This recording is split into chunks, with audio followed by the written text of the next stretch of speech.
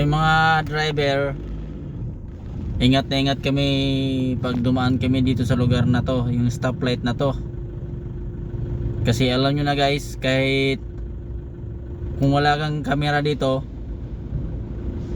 naabutan ka ng dilaw dito sa gitna, wala, huli ka talaga. Lagi sila nag-aabang dyan sa unahan. Lagi tayo mag-iingat guys sa mga stoplight dito sa Maynila, Kamaynilaan, lalo na dito sa Maynila dahil grabe, wala mga patawad yung mga enforcer dito.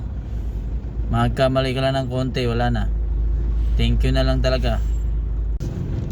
Kasi kung hindi kayo mag-iingat sa pagmamaneho, masasayang lang yung buong araw nating pagtatrabaho, mapupunta lang sa wala.